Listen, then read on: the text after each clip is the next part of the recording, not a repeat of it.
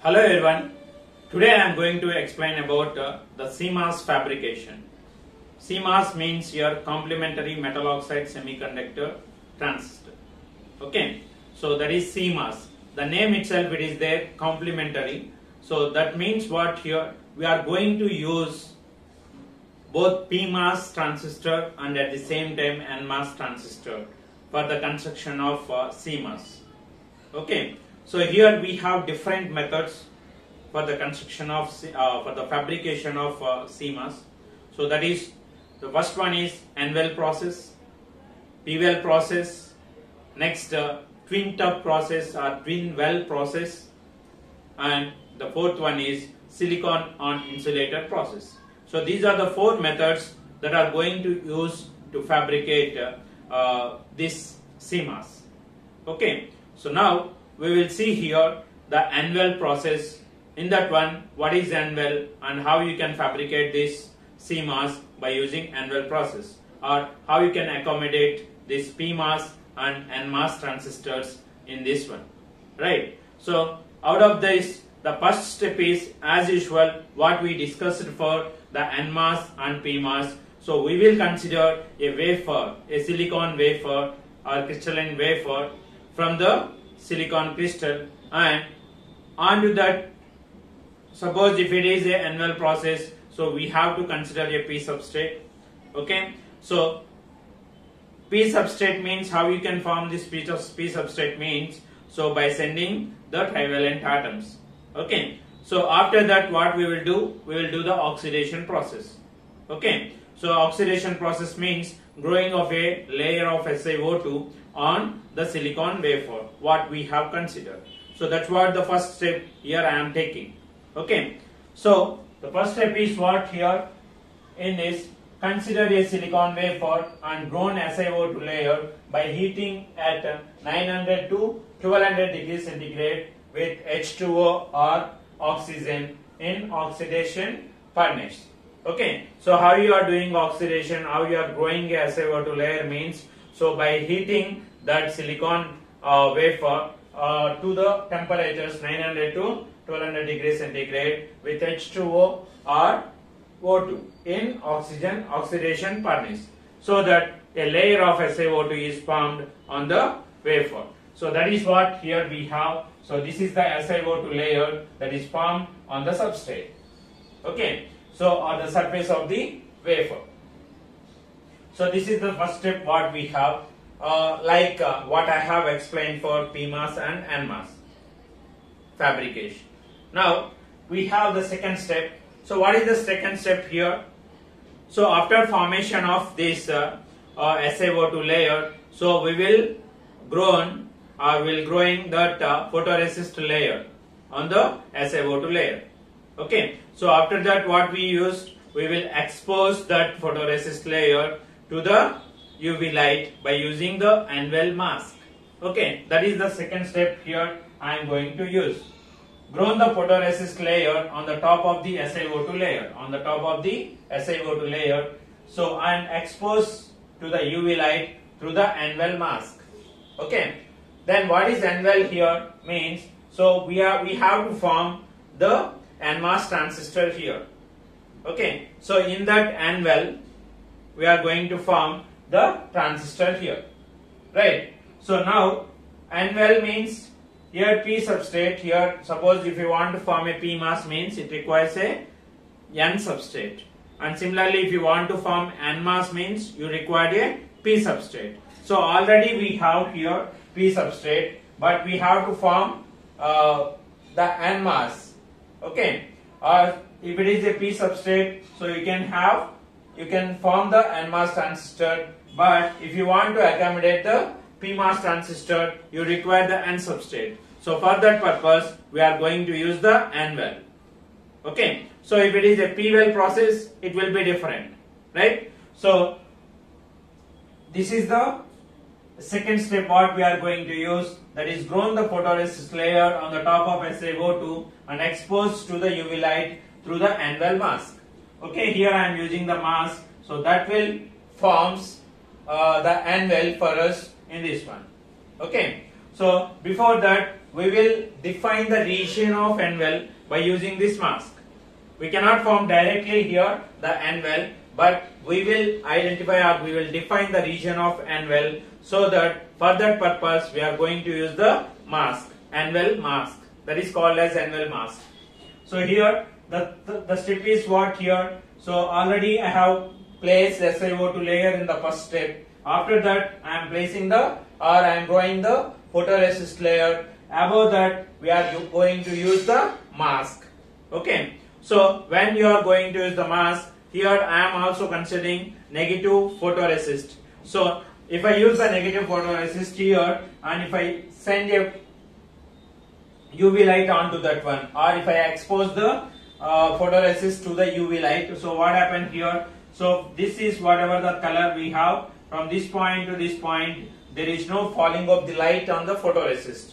Okay, that region cannot expose it to the UV light, so it cannot change its behavior or property, and the remaining thing, that is from this point to this point, it will be exposed to the light, and at the same time this region is also will expose to the UV light. So whenever a negative resistor is exposed to the UV light, that material will be hardened. Okay, so therefore this will be hardened, this material, and this material is also hardened material. Okay, now what I have to do here, remove this hardened material, and at the same time I have to remove this photoresist also. Okay, now what I will do in the next step is nothing but, first I will remove the unexposed photoresist, and at the same time the SiO2 under it. Okay, unexposed photoresist means it cannot be hardened, and at the same time it can be easily solvable in the solutions, and at the same time the SiO2 under unexposed photoresist will be removed by using hydrofluoric acid. Okay, so that's what here the next step. Remove the unexposed photoresist and SiO2 under it by using the hydrofluoric acid. Okay, what I am doing here, I am removing the unexposed photoresist and at the same time the SiO2 under it. Okay, so after removing this unexposed photoresist and SiO2 under it, then the next step is, then we can remove the exposed photoresist or polymerized photoresist after that. So that's what here I have written also. So remove the unexposed photoresist and SiO2 under it using the hydrochloric acid. Then after this step, I have to strip off or I have to remove the exposed photoresist. That is nothing but the hardened material. This one is the hardened one. Okay. So because it is exposed to the UV light, so it will be hardened. So I am removing that one also. So I am not removing any SiO2 under it, under exposed photoresist. Only I am removing the hardened photoresist, and the SiO2 will be remaining there. Okay. So here we are going to do two processes. First we are removing unexposed photoresist and at the same time SiO2 under it. Then we will remove the hardened photoresist, so that if you remove those two things here, so you will get the resultant diagram as like this. So this one is the SiO2 under hardened photoresist, and here we have removed both photoresist and at the same time SiO2, so the remaining thing will be like this.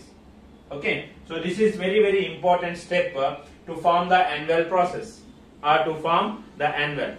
Okay, now what I have to do is, here in the next step I will send by using diffusion or ion implantation. So what is diffusion or ion implantation? Is nothing but introducing the impurities. Either it may be pentavalent or trivalent. Okay, introducing what? Impurities onto the silicon wafer is nothing but what? The ion implantation or diffusion. Okay, we are using different methods for the diffusion and ion implantation, but here either of the ion implantation or diffusion we will consider, and we will form the N well process. Okay, so here I have this much of space for the N well. So what I have to do, N well means what? That is nothing but N type silicon material. So N type, how you can form? So if you diffuse or by using the process of ion implantation, if we introduce the pentavalent impurities into this region, so that there will be a formation of N well. So what I am doing here, I am sending what? Pentavalent. Suppose if I send arsenic, okay, so arsenic atoms, if I send arsenic impurities, okay, so this P substrate becomes from this region to this region, it becomes what? N well. So that's what we are going with the next step. Okay, so N well is formed by diffusion or ion implantation by introducing the pentavalent impurities. Okay, so that if I introduce here, or if I send the gases of arsenic onto this one, this region, from this point to this region, or where we define the N well, so those arsenic impurities will convert this P substrate region into the N well. Okay, so that's what here I have indicated. Okay, understood this? So next one is step 4. N well is formed by diffusion or ion implantation by introducing the pentavalent impurities, so that this P substrate will become the N well. Okay, so the SiO2 will be as it is here we have. Okay, this is the formation of N well. Okay, now what I have to do, right? So after formation of the N well, so I have to form the gate, polysilicon gate, for both P mass and at the same time N mass. Okay, so what is the procedure we have used in the previous discussion is nothing but, whenever you are going to form a polysilicon gate, means you have to place thin oxide first. After that we will place the polysilicon in. Okay, on that polysilicon we will place again the photoresist. After that we will use the mask, and we will remove the photoresist, and at the same time thin SiO2 and all those things, so that there will be a formation of polysilicon gate for us. So that is the step what I am going to do now. So after formation of this N well, okay, so I will remove this SiO2 in the steps 5. Remove this SiO2, and after that I am going to form a thin oxide. Okay, we are generally calling that one as thin ox. Okay, so I am going to form thin oxide. Above that I will grow a polysilicon layer, but by using chemical vapor deposition. Above that polysilicon I am going to place the photoresist, and that photoresist is exposed to the UV light by using the mask. Okay, that's what here the next step. So remove the SiO2 layer and deposit thin oxide and polysilicon above it. Okay, by chemical vapor deposition. So this polysilicon will be placed or grown on the thin oxide by using the chemical vapor deposition. So if you observe this one, so this is the thin oxide above this one. This thick oxide I will remove the SiO2 layer. After removing that, so I have to grown a thin oxide. Okay, thin oxide on the surface of the wafer. So this is the thin oxide what I have placed. Above that I have to place the polysilicon by using the chemical vapor deposition. This is the polysilicon, and above that polysilicon what I am doing here, I am placing the photoresist. Okay, so whenever, if you consider all the fabrication steps what we are going to we have discussed N mass and P mass. So after placing the photoresist, the next step is we have to use the mask. Okay, so mask, and after that we have to expose that one to the UV light.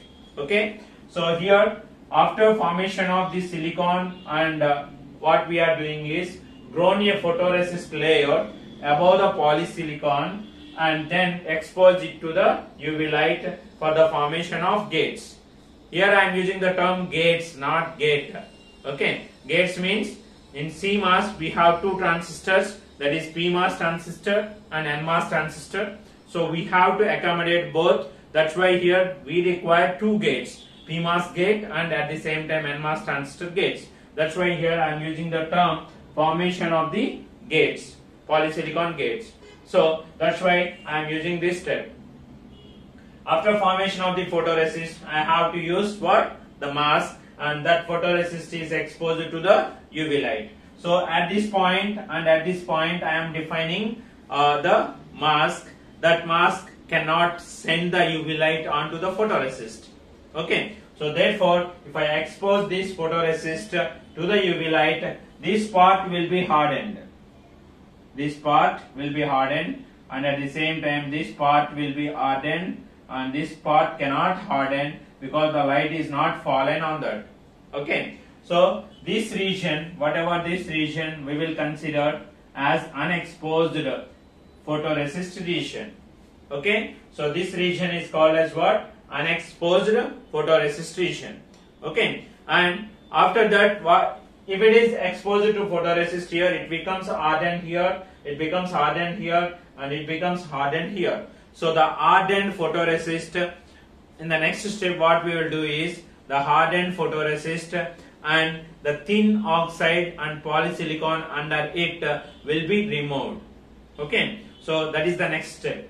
So after that, step 6, now remove the exposed photoresist. That means this one is the exposed photoresist, and at the same time the polysilicon and thin SiO2 under it. So what we have, this is the exposed photoresist from this point up to this point, and at the same time what we have here, this one and this one, this region, and at the same time from this point to this point.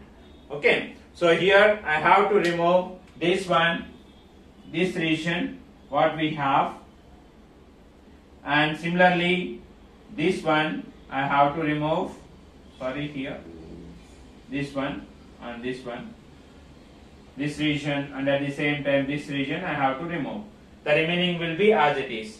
Okay, so this is the photoresist what that is exposed to the UV light. Under it we have the polysilicon, under it we have the thin oxide. We have to remove all these three. Okay, so that is the first one. So now remove the exposed photoresist, polysilicon, then SiO2 under it. So if I remove that one, what I will get is only this unexposed region will be present here, and here also the unexposed photoresist will be present here. The remaining will be etched. Okay, our remaining materials will be removed. So this is about the step 6, and it is also very important. So here we are going to form the polysilicon gates for NMOS and the PMOS.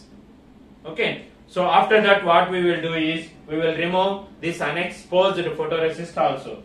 So this one is what? Unexposed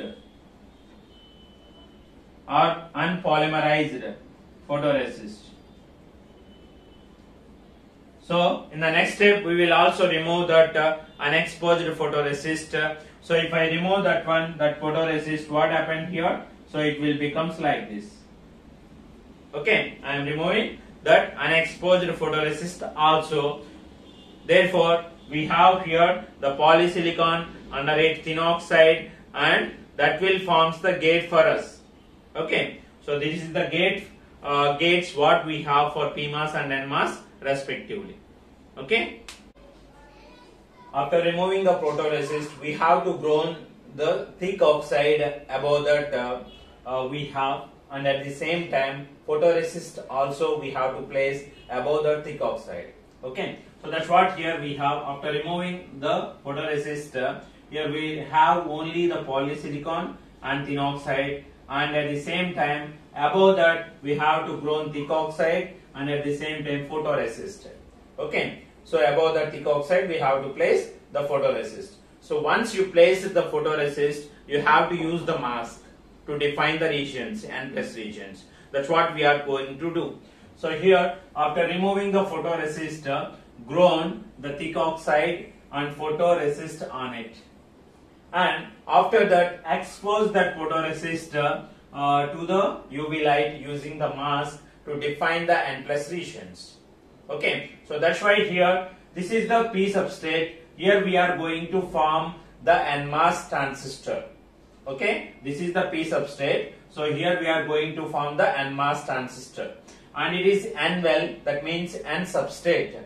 Okay, or N-type material. So in this N-well we are going to form the PMOS transistor.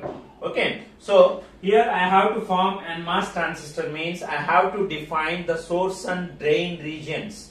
Okay, so for that purpose I am using the mask here and here, that cannot allow the UV light. Okay, and similarly here we have to connect one N plus contact in the PMOS transistor.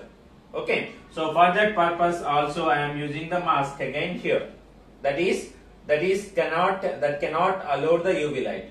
Okay, now what I am doing is I am exposing this photoresist to the UV light. If I expose that photoresist to the UV light, wherever I am using this dark color, that is nothing but that cannot allow the UV light, and the remaining will allow the UV light, or that remaining portion of the photoresist will be exposed to the UV light. So when it is exposed, it will be hardened, and when it is not exposed, the material will be as it is. It will be sharp. Okay, so that is the step what we have after removing the photoresist in the previous step what we have discussed.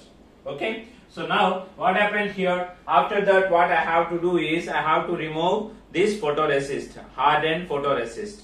Okay, so here the first step is here remove the exposed photoresist, then remove the unexposed photoresist under the and thick SiO2 under it. Okay, so this one is what, exposed photoresist here, this one is exposed photoresist, and we will remove that exposed photoresist and at the same time SiO2 under it. So after that what we have here, we will remove this unexposed photoresist and SiO2 under it.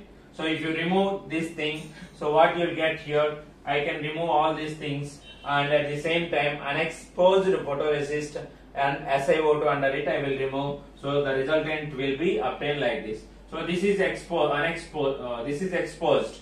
This photoresist will be removed. If I remove this photoresist, what is the remaining here? We have thick oxide. So this one is nothing but thick SiO2. Thick SiO2, that is remaining after the removal of the exposed photoresist. Now here I require unexposed photoresist, and at the same time under it we have the SiO2. If I remove that one, here I will get like this, and if I remove here also I will get some space to here we have. Okay, so these are the regions where I can place my diffusions, that is N plus diffusion, and here also I can place my N plus diffusion. Okay, so this is how we can define the N plus regions, okay, by using the mask. So after that, here the N plus diffusion process is used to form the N plus regions. Here gate oxide will blocks the dopants. So here we have the gate oxide or thin oxide,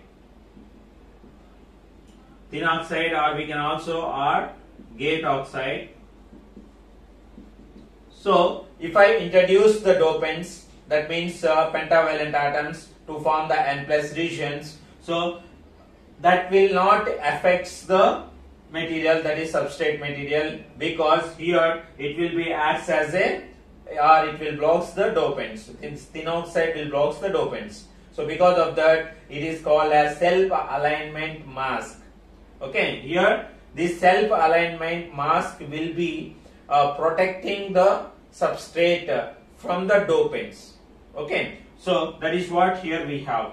Here N diffusion process used to form N plus regions. Here gate oxide will blocks the dopants, called self-aligned process. Okay, here it will be acts as a self-aligned mask. So after introducing here the dopants, here and here, that is pentavalent atoms, pentavalent impurities we will introduce. If I introduce the pentavalent impurities here and here and here, they will become N plus, and here also it will become N plus. That's what I am showing here by this step. Okay, so here there will be a formation of N plus, and it is a P substrate. So if you consider NMOS transistor, it consists of P substrate, and source and drain are what? The N plus regions. So that's what here we have formed. So this is a P substrate, and here we have n plus and n plus regions, and at the same time gate also we have. So it becomes what? It becomes a PMOS transistor. Now we have here only n plus, but here we have n well. N well means we have, it will act as a n substrate. N substrate means in PMOS we have n substrate, and source and drain are what? The P plus. So that is the next step what we are going to do here. So after forming this n plus regions, now we will remove this SiO2 also. Okay, the remaining SiO2 also. So this one is the SiO2, that is thick SiO2 that is remaining. So in the next step we will remove the thick SiO2 so that we can pattern the n plus regions. So that is the point. Now remove the SiO2 to complete the pattern of n plus regions. So if I remove this one, so that becomes like this, and if I remove this one also, that becomes like this. So this one is polysilicon gate. Polysilicon, and this is nothing but thin oxide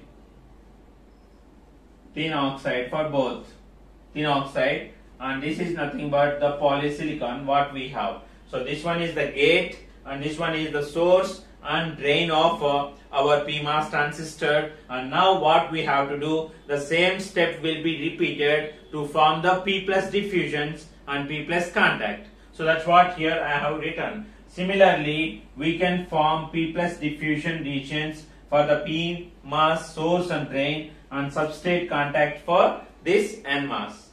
Okay, so that's what here. If you repeat this process, the same process. So here it is already over, the source and drain is formed, and at this point we have formed the contact, substrate contact n plus.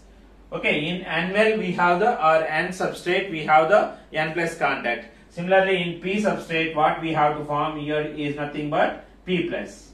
Okay, and here we have to form P plus and P plus, so that it will form what? PMOS transistor, it will form the NMOS transistor. That's what the next step what we have here. So after that, similarly we can form P plus diffusion regions for the PMOS source and drain, and at the same time we have P plus substrate contact for this NMOS.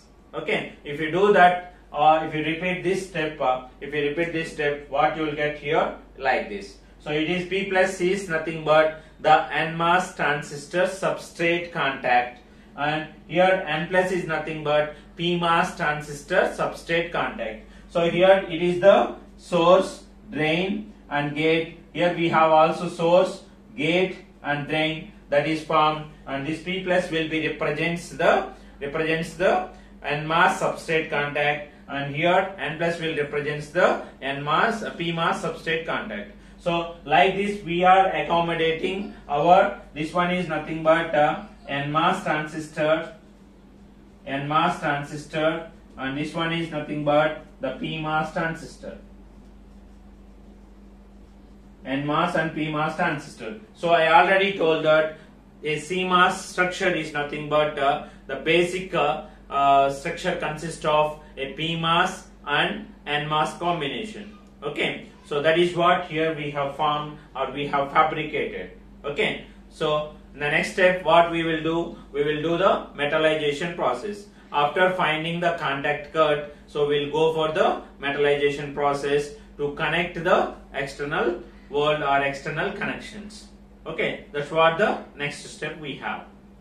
After formation of P plus regions and N plus regions, so what we will do is we have to make contact cuts.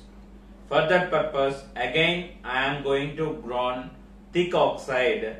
After that I am placing photoresist, and that photoresist is exposed to the UV light. Okay, so that we can identify our contact cuts. So that's what I am doing in this step. So now ground the thick oxide on the top and edge oxide where the contact cuts are needed. Okay, so here I require the contact cut here, and at the same time I require the contact cut here, and at the same time I require the contact cut here for the gate, and here. So wherever the contact cut I required, I am etching that SiO2 so that I can find out. Suppose I want here and here, so this part and this part and this part and this part I am etching. So next one is what? Here and I have to form here. Next I have to form here the contact cut, and here and here and here. So whatever the blue lines I have drawn here, that is the required contact cut place to connect to form the metallization. Okay. So I am removing the SiO2 so that the next we will get this one. Remove the oxide where contact cuts are needed. Okay, here I require the contact cut so that I have removed the SiO2 and the remaining will be present as it is. So here for this N plus I require the contact cut, so I am removing that one, and we have the polysilicon and thin oxide. Okay, as it is. And next what we have here, I require the contact cut here also, so I am removing that. And next one, like that I can remove wherever I require the contact cut, so I am removing that SiO2 layer. Okay, so that finally we got this one. So after this one, what I have to do is I have to do the metallization process. Okay, so that metal is used to connect the external wall or external connections. Okay, so that's what we are going to do here. So after this one, so what I am doing now, place the aluminium or copper metal. Okay, so above this one I will place aluminium or copper metal. So here aluminium or copper metal I am going to use. Copper metal I am going to use whole wafer and pattern to remove the excess metal. So here now place the aluminium or copper metal on whole the vapor, on whole vapor, and what I am doing on pattern. Pattern is nothing but here wherever you require. Again this process takes place after placing the metal. We have to use the mask and we have to remove the photoresist and all those things. This process will be repeated as usual what we discussed for NMOS and PMOS. So that's what here pattern means. Okay, now place the aluminium. After this one, place the aluminium metal on whole vapor and pattern to remove the excess metal. Okay, so metal and whole vapor and pattern to remove the excess metal. Okay, so the pattern is done, and here we have placed the total metal.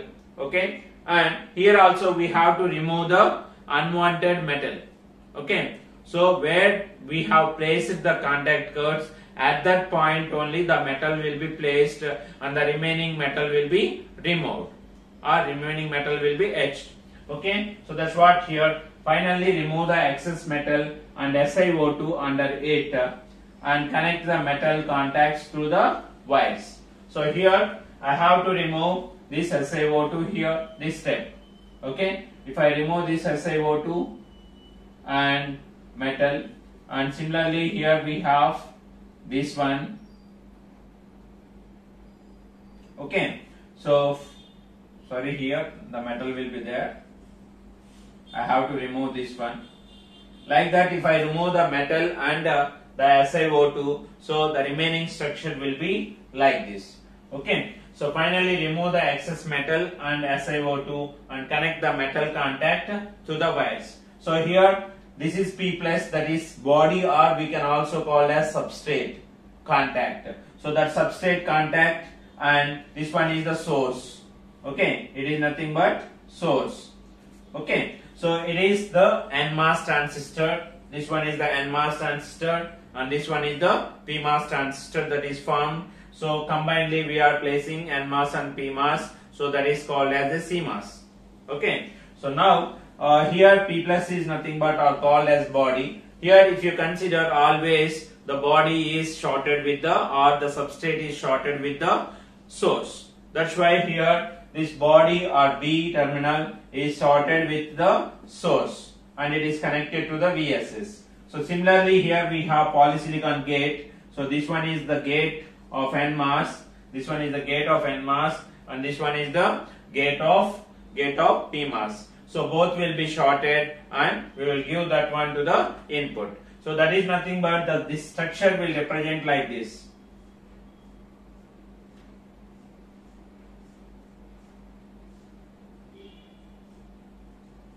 So this is VDD here, what we have, and this is the PMOS. So this one is the gate of the PMOS and gate of this NMOS. This one is NMOS and this one is the PMOS, and here we are going to take the output. Okay, so this is the V in what we are going to supply, right? So this is the inverter. The basic circuit of CMOS technology is nothing but the inverter, and that is what we have formed here also. Okay, so this one is the PMOS and its gate, NMOS gate will be shorted, and here we are going to take the input. We are going to give the input for the CMOS. Similarly here, the source of the PMOS and the drain of the NMOS will be shorted, and we are going to take the output. Okay, so this one is the source and this one is the drain of NMOS. So we are shorting that and we are going to take the output. Okay, similarly here the substrate will be connected to the VDD here. That is, the drain and substrate will be connected here in the PMOS, and it is given to the VDD. So this is the formation of the CMOS fabrication or CMOS fabrication steps in annual process. Okay, so the same steps we can repeat, but here for P-well process, first what we will consider, that is N substrate we will consider. Okay, so the same diagram we can extend to the P-well process. Okay, so now we have discussed up to this point, it is nothing but N-well process. So if I extend this one to the P-well process, so what it will becomes, I can replace this one with the N substrate. N substrate. So and I am going to take here, this one is the P-well. This one is the P-well, and here I have nothing here, so directly I can form this one. So this is the diagram for P-well. P-well process.